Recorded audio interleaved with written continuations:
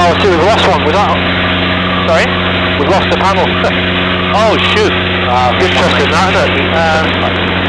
I mean, it's probably better to have the panel on than... I think it probably is, isn't it? Yeah. Golf Alpha Lima, the Cessna 172 just departed ahead. You're also turning left to depart control airspace 5 June foot. Just 260 degrees, 8 knots from my 30 clear takeoff. Take off 30 Golf Alpha Lima. Alright, Timmy, you ready? You happy to go? We got him in sight once we take off? Yeah, we're probably going to overtake him though. Just yeah, we'll keep an eye on him. Yeah. We have 2 good engine starts. You're clear to disconnect the headset. We'll see you on the left with the pin. Thanks a lot.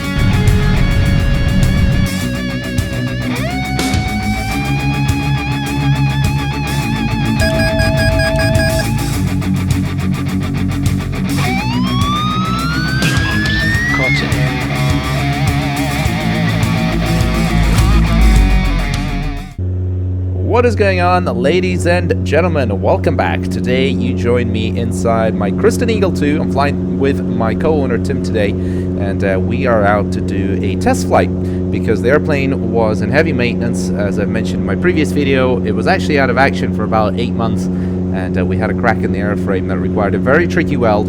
As we take off here, take a slight offset from the runway. Don't worry, that is not my lousy flying. We just had to keep another aircraft in sight as we depart. We're probably going to overtake him as we head south towards Turnberry Golf Course, which belongs to Donald Trump, as some of you may know. And we're heading out there because it's a nice place to perform some maneuvers, which we require for our test schedule in order to renew the flying permit for our aircraft.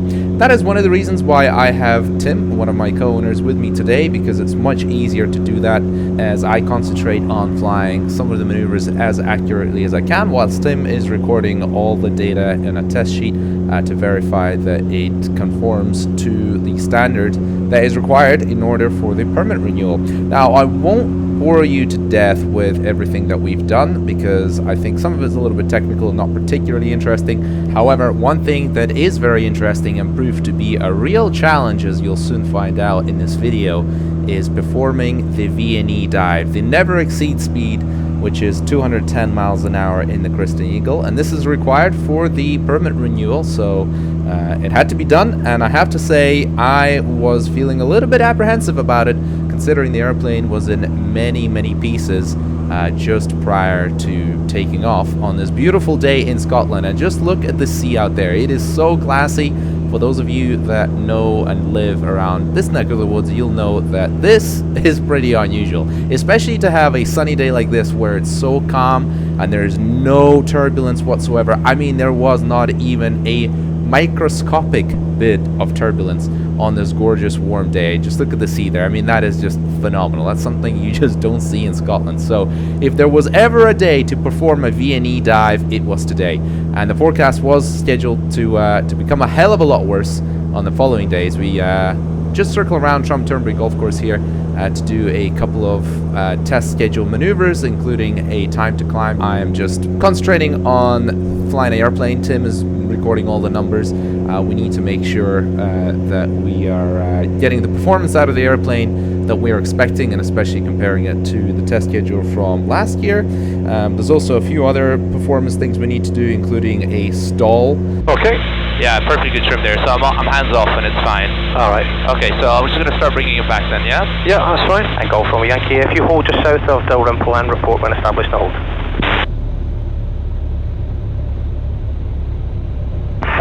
Roger, we'll just offer things to the right then. Yeah, it's about there, isn't it? It's about there, yeah. So that's what, 75? Yeah. So after that test was complete, we climb up to 5,000 feet, ready for the V&E dive finally that I was dreading. However, that didn't really go according to plan, because me and Tim are about to discover that we have a hole in the wing. Oh, see, we've lost one. Was that? Sorry? We've lost the panel. Oh, shoot. Golf Charlie India, squawk conspicuted. What do you want to do? Do you want to... Interesting, that, isn't it? 9875, thanks, shall I plane? I mean, it's probably better to have the panel on than... I think it probably is, isn't it? Yeah, I think let's stick on the safe side and get the panel on before we do it. I think so, yeah. I think so. Yeah. It wouldn't be good, would it, to do that? Nah. Dive speak below, just a fun. Let me know if I get away. I'm good, don't worry. Yeah. So we decide to stick on the safe side and bring the aircraft back in for a landing to replace that inspection hatch cover which is missing on the wing. And some of you probably noticed that was actually missing earlier on in the video. It's just that it's taken us all the way up to just prior to doing the V&E dive, which we never did of course, to notice that we have a hole in the wing. So better safe than sorry, come in, replace that one as I bring the Eagle in for a very rough touchdown, probably the worst one I've ever had, demonstrating to Tim just how badly you can land a Christen Eagle. Obviously I did that on purpose, just for demonstration, for his own sake, to show that it is possible to land the Eagle poorly. Now we come in for our second attempt. So the cover is replaced. You see the hole is no longer. We come in for the dive and I'm just gently nosing it over. And be very careful because you don't want to overspeed the airplane. You just want to get to V&E. We approach 200 miles an hour from the 210 miles an hour that we need, and guess what happens? We lose another one on the other wing, which is ironic because I actually spent a while checking some of the other inspection hatches as we were on the ground replacing the first one, and I've actually replaced a couple of the other ones with some aerobatic covers which are a lot better, but I didn't replace that one, and guess what? It's gone. So I'm just trying to bring Tim's attention to the fact that it's missing. So we decided to abandon that attempt as well, even though there was only about 10 miles an hour left in it. It just felt like it was wrong to keep pushing the airplane knowing that you've just lost another inspection hatch. So it came back down, landed, replaced that one, and then gaffer taped the hell out of every other hatch on the airplane, simply for the purposes of this test, just to get it done on the day. Now we'll cut straight ahead to the third attempt, where Tim is no more. Don't worry, he has not bailed out. He probably did get fed up of trying to attempt this many times. So we're coming in for the final attempt. I'm on my own this time. I thought I have to do it today because they are so smooth and beautiful. There's no turbulence, and here we go, diving it down to 210 miles an hour, and we finally make it. I'm very gentle, controlling that angle and the speed very carefully just to make sure I don't exceed 210 miles an hour, because after all, it is the V&E. They never exceed speed. Now, why exactly you have to do it for a permit renewal, I don't know. You've probably noticed now that I have a lot of gaffer tape on all the hatches on the wing, and that is because I was taking no chances whatsoever.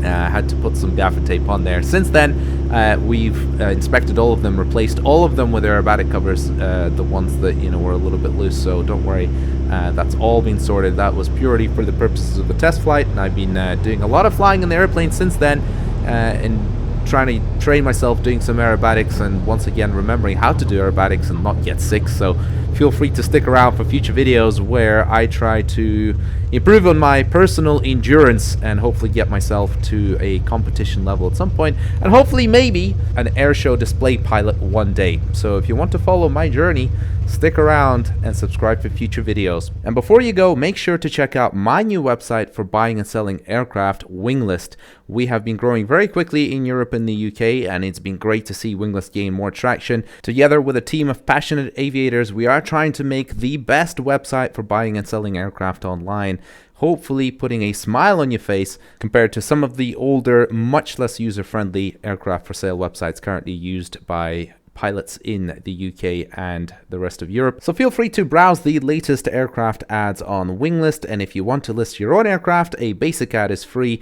and if you want to pay for the premium version, our team will do the very best to help you sell the aircraft quicker and promote your listing.